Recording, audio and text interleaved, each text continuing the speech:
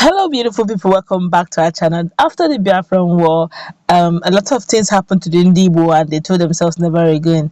And they had to go together, being the fact that there was so much destruction everywhere. So they had to look inwards so that they can bring out the little they have to make out the best from what they don't have to what they now have. And that was where the slogan was bettered. Onyahela Wanea.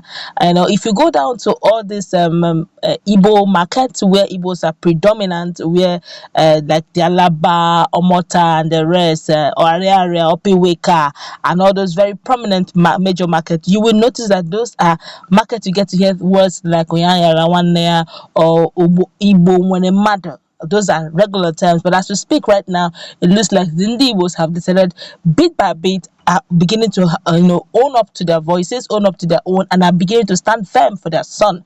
But before we go to the newspaper to find out what it is the Ndigbos are now beginning to do, at the beginning when Nnamdi Kanu was brought down to Nigeria, a lot of it was probably most of Southwesterners that were actually doing a lot of the talking, but right now the Ndigbos are beginning to find their voice and they are talking. I'm not talking about IPOB members; those ones have always shown their support that is sacrosanct. I'm talking about the neutral Igbo men, and they are definitely giving their full support over this matter.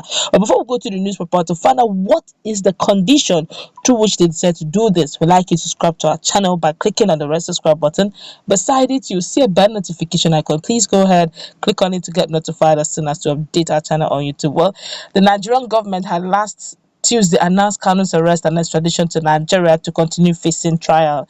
The Bishop Methodist Church in Nigeria, Onitsha Diocese, Right Reverend Berono Omu Levenus Onwara, says the detained leader of the indigenous people of Biafra, IPOB, Nnamdi Kanu, might have exhibited youthful exuberance, but that he is representing 99.9% of Igbo and the entity called Biafra. The Nigerian government had last Tuesday announced Kanu's arrest and extradition to Nigeria to continue facing trial. He was subsequently arranged with a blindfold before Binta Nyako, a judge of the Federal High Court in Abuja. Kanu is facing charges bordering on treasonable felony instituted against him at the court in response to years of campaign for the independent Republic of Biafra through IPOB. He was granted bail in April 2017 for health reasons, but skipped bail after an attack by the military on the southeast and his home.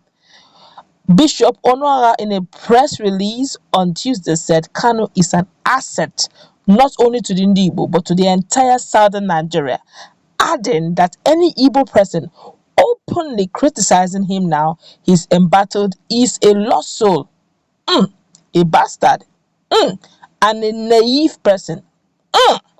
He said he had no apology for using such words. He described Joe Igbokwe, aide to Lagos State Governor Babajide Sanwo-Olu, as selfish. The cleric added that handcuffs on the hands of Kanu is handcuffs on the hands of every Igbo man, every Igbo, saying that in a country dominated by ethno-religious identity, politics, anyone throwing his own under the bus is making the biggest blunder one could commit. He said, as long as Northerners are still standing with Issa Pantami, Minister of Communication and Digital Economy, and Sheikh Ahmed Gume, Meet Allah, and others, he will stand with the indigenous people of Biafran leader, that's IPOB leader, held in the past recently came to light. Pantami, also a renowned Muslim cleric, had expressed views sympathetic to groups such as Al-Qaeda and Boko Haram. In one sermon from 2000, he said he considered Al-Qaeda founder Osama bin Laden a better Muslim than himself. Records of him expressing these views circulated on social media earlier in the year, leading to calls for his resignation or sacking by President Muhammadu Buhari. But Buhari said he would not be sacked despite the extremist view. Gume has also repeatedly appealed to the government to pay bandits and grant them amnesty despite killing hundreds of people. The cleric said, in the last few days, there have been mixed feelings in the nation of Nigeria. It is no longer news that Nnamdi Kanu has been arrested. Many people have their opinion on this and they are entitled to them. I am equally entitled to mine, he said.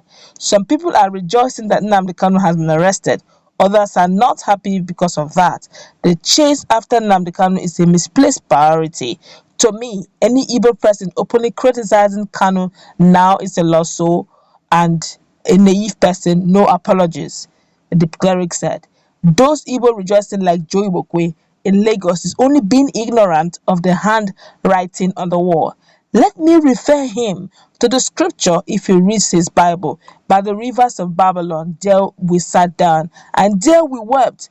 When we remembered Zion, there on the poplars we hung our harps, for the wicked carried us away in captivity and required from us a song. How can we sing the lost song in a strange land? Psalm 137 verses 1 to 4.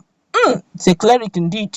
Joey Boko does not know or understand that handcuffs on the hands of the leader of the indigenous people of Biafra, Ipob, is handcuffs on the hands of every Igbo man.